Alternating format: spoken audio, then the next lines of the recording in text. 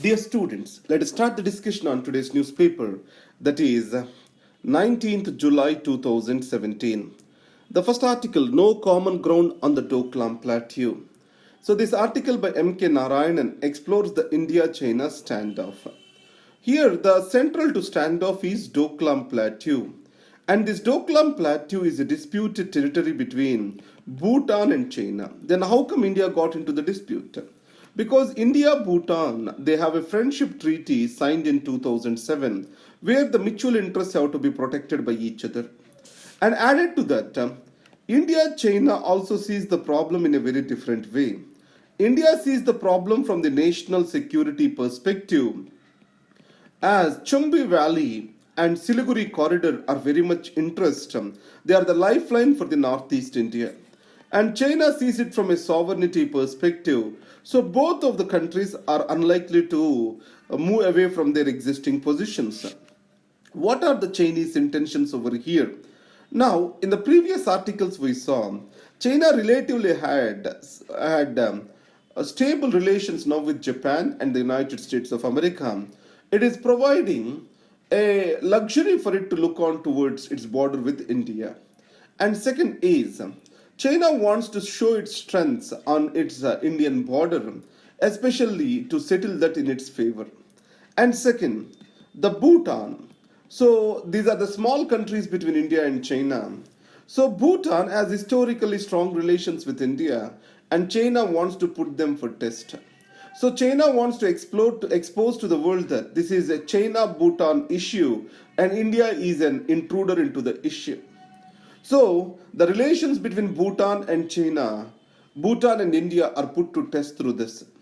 So above all, the one good point is both the factions, both the groups, India and China are not ready to escalate the matters. The reasons are more economical. As there is economic slowdown, the China economy is facing huge stress. And Indian economy is aspiring to grow, to provide or to bring in material wealth to its poor people. So in this context, a war kind of situation is going to damage for both of them.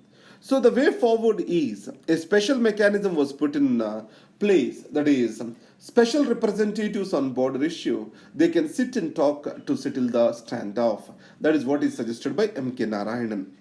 Partners in regional security and prosperity. It is by Julie Bishop, the Foreign Minister of Australia, who is visiting India now. So India-Australia relations have many synergies. If you remember, Shinzo Abe has spoke about a democratic axis against communist China, which consists of India, Australia, USA, Japan. But in the Malabar exercises, due to Chinese objections, India did not send the invitation to Australia, and they were concluded with India, US, and Japan. And separate naval exercises are conducted. So that is AUSS Index or AUS Index. It is a naval exercise with the Australia. So in these circumstances, what the author specifically talks about, the global world order is under stress now. And if the rule-based world order is disturbed, it is a danger for all collective prosperity. The global rule-based world order is being challenged by transactional attitude and protectionism of the leaders. So in this context, India and Australia can work towards building the international institutions and reshaping the global world order. And second is, economies have moved forward and became prosperous with free markets and free movement of the capital across the boundaries. So in these circumstances, Australia is proposing for a much free or open economy of India to its access. So in this context, the problem is this, infrastructure. Now if you see China, Japan, all of them are stressing on infrastructure, and they developed the financial institutions for that matter. Asian Infrastructure Investment Bank, New Development Bank, ADB, all these are meant towards creation of sound infrastructure that can promote the trade. So India and Australia also shall think in that perspective. That is what the article talks about. So the next article is Get Real on Swachh. You know, the Swachh Bharat is the pet program of the Prime Minister.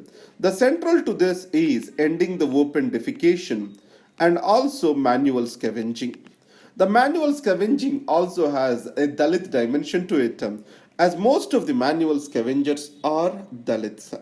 So these manual scavengers, so they have to lift the human excreta and clean the toilets. And there's an act which has been enacted by the parliament in way back 2013, that is Prohibition of Employment as Manual Scavengers and the Rehabilitation Act 2013. So this prohibits the manual scavenging, but in spite of this, it is still continuing. What are the reasons? One is lack of sufficient funds. This sense of disempowerment among the people involved in scavenging. And finally, the state departments are not taking an active interest in the matter. Above all, most of these pit latrines, these are operated by the government departments themselves.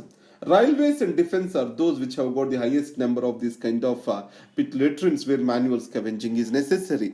So that's why what is the way forward? The responsibility has to be taken up by the government, and states are to be involved, and the responsibility also need to be fixed onto their head for the effective implementation of the act. And then Erdogan's excess. Last year there was coup in Turkey. So in this coup, finally Erdogan has got the upper hand in altering the or else in throwing away the coup. So here the deep-seated resentment among the military was not addressed thereafter, but the actions of the Erdogan have fueled it further. So, military is an important institution in Atatürk's Turkey, and it was said to be a missionary to safeguard the secularism of Turkey. The conservationist attitudes of Mr. Erdogan has led to a rift with the military, finally led to a coup kind of situation. And after the coup, Erdogan has become much powerful because coup has provided him a legitimacy to use high-handedness against the people.